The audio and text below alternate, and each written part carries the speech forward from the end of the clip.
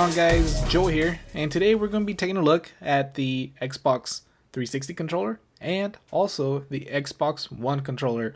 So the Xbox One is set to release here in a few days. Depending when you watch this video, it probably was or is already available to purchase, but I got my hands on an Xbox One controller and wanted to do a little comparison between both the Xbox One and the 360. Now, taking a look around the actual Xbox One controller, you do see that there's a slight different design, a little new shape, different thumbsticks, and all that good stuff. So let's go ahead and dive in and see what is all different and compare these two. Now, taking a look at the bottom, we have a new little port here for our headset, which is going to be our new Xbox One headset. It's not going to be your normal input here like we used to have on the 360 controller. And looking up top, we now have our micro USB port, so we can charge our device or convert it into an actual wired controller. And on the top right, we have our sync button, so you can sync your controller to your Xbox One. Now this is a little different than what we had on the Xbox 360 controller. As you see here, we had our port so we can connect our charging adapter when we want to charge our actual battery packs. But now, of course, we have the micro USB cable, which is great because you can use any regular cable. You don't have to have a specific cable for charging your controller or using it as a wired controller.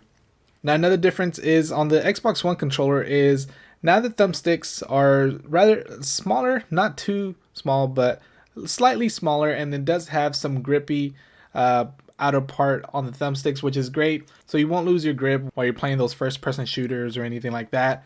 And if you look at the Xbox 360 controller, you see how it used to be. It wasn't that great of thumbsticks. So now I'm pretty glad that they changed that up on the Xbox One controller. Now taking a look at the directional pad on the Xbox One, you do see this is actually different than the Xbox 360 version, where now instead of it being of a circle, now it's actually directions up, down, left, right. You can actually feel when you're pressing it. You can hear it sort of click when you actually press it. So I'm actually happy they designed it like this now on the Xbox One controller. Now taking a closer look towards the middle of the controller, we now have two different buttons which actually replace the back button and the start button.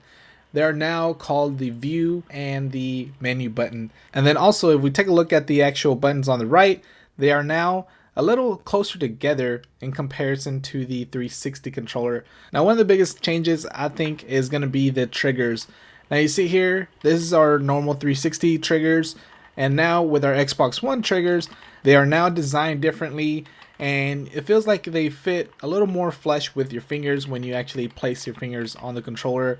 So it feels great in the fingers and in the hand, and I know there's going to be jokes down in the comments about that, but it does feel better in the hand. Now I do think the right bumper and the left bumper will take some time to adjust, especially when you're trying to play those first-person shooters, like when you're trying to throw a grenade or something like that. It seems like there's quite of a distance from the triggers to the bumpers. Now another change, and something that I'm a big fan of, but then again I'm not, is the new battery pack. So as you see right here, we have our battery pack on our Xbox 360. It was a little chunky, but now with the Xbox One controller, we have it flush to the controller. So you'll simply pull off this cap here, and then you'll be able to insert AA batteries. What?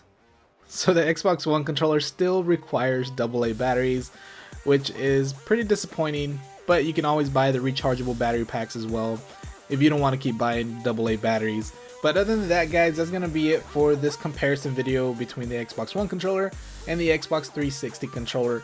Let me know in the comment section below, will you be picking up an Xbox One? And are you a fan of the new Xbox One controller?